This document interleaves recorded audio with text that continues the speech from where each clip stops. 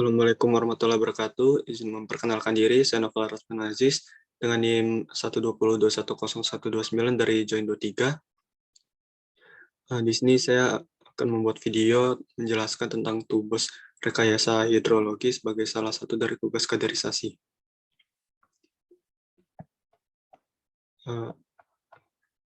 Yang pertama, hidrologi adalah ilmu yang berkaitan dengan air, seperti perputaran air, penyebaran air, pergerakan air, eksploitasi, pengembangan, manajemen, dan segala hal yang berkaitan dengan air.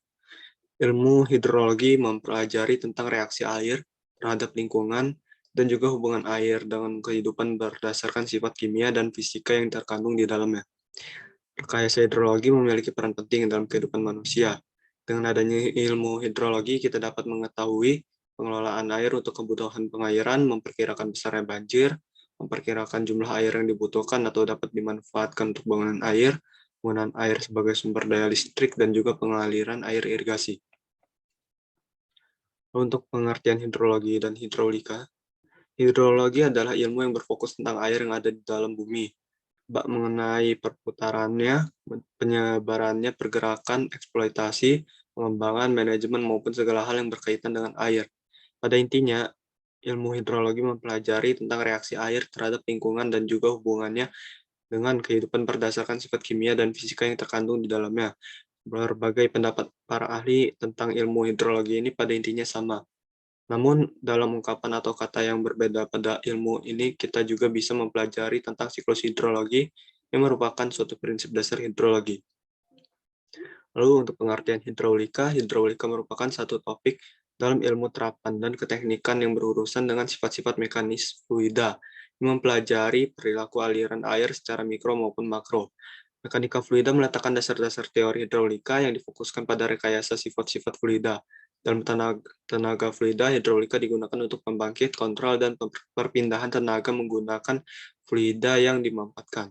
Topik bahasan hidrolika membentang dalam banyak aspek sains dan disiplin keteknikan, mencakup konsep-konsep seperti aliran tertutup atau pipa, rancangan bendungan, pompa, turbin, tenaga air, hitungan dinamika fluida, pengukuran aliran, serta perilaku aliran saluran terbuka seperti sungai dan selokan.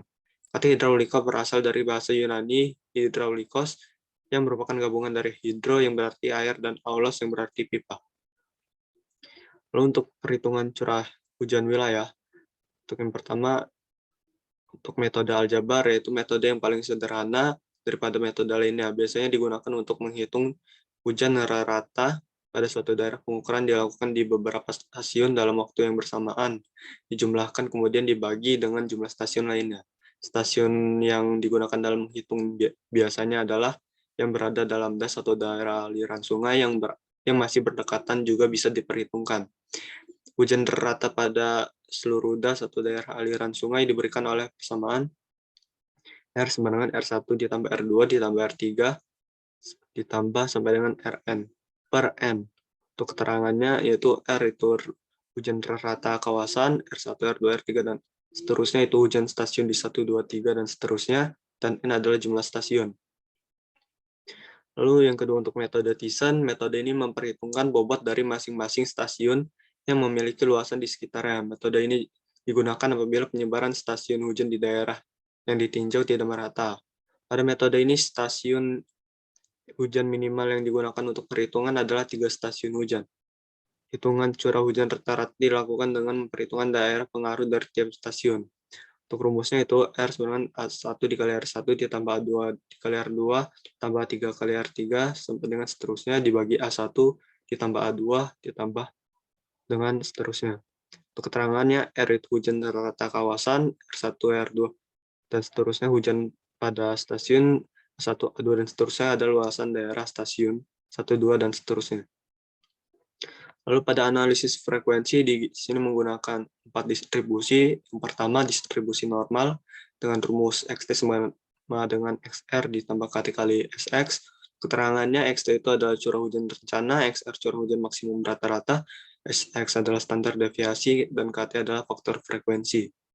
Lalu untuk distribusi yang kedua itu ada distribusi log normal.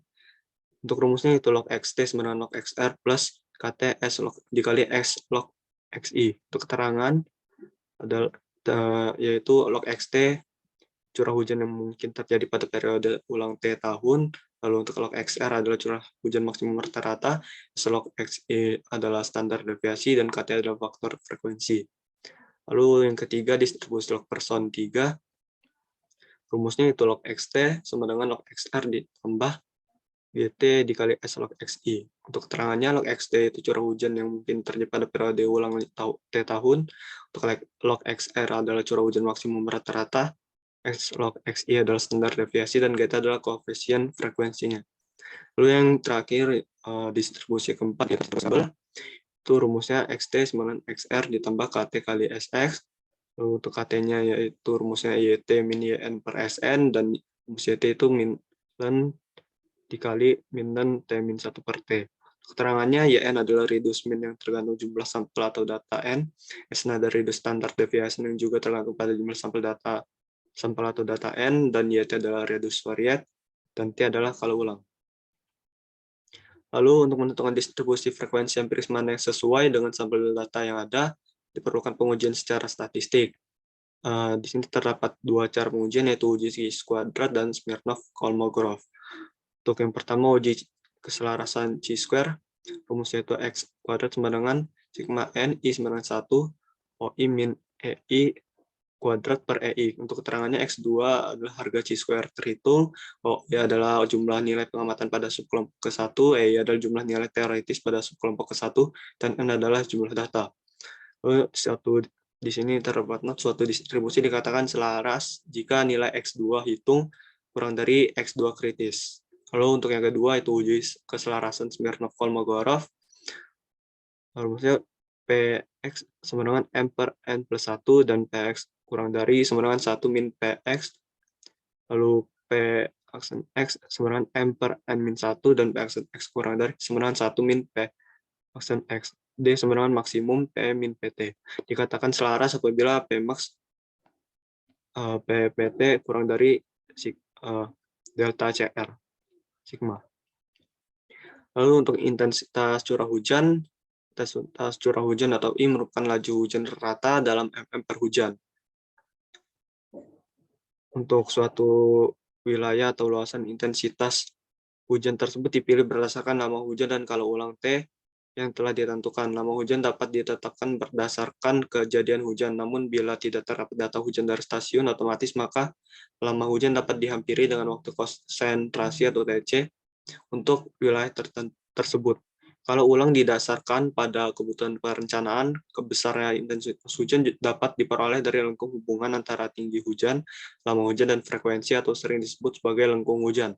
Terdapat beberapa metode untuk menentukan nilai intensitas curah hujan, diantaranya yang saya pakai yaitu metode Monod, Sherman, dan Ishiguro.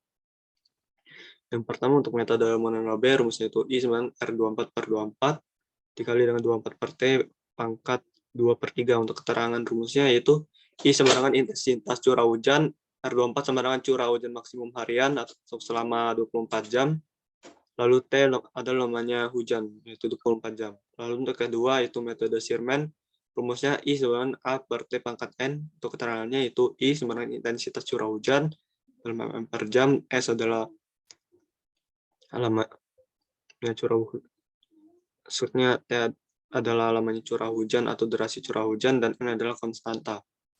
Untuk metode Ishiguro, I sama dengan A per akar T plus B. Untuk keterangannya itu I sama dengan intensitas hujan, T adalah lamanya hujan, N adalah banyaknya data. Lalu yang terakhir, perhitungan debit banjir rencana kali ini menggunakan metode rasional, menggunakan data intensitas hujan dari metode Monod dan metode Sherman. Data intensitas yang digunakan adalah data pada menit ke-60 atau dalam jam ke-1 yang dikali dengan faktor pengalih 90%. Persamaan yang digunakan untuk mencari debit banjir rencana adalah Q sama dengan 0,278 dikali C dikali I dan dikali A. Untuk keterangan rumusnya yaitu Q sama dengan debit banjir rencana, lalu C adalah koefisien limpasan, I adalah intensitas curah hujan, dan A adalah luasan.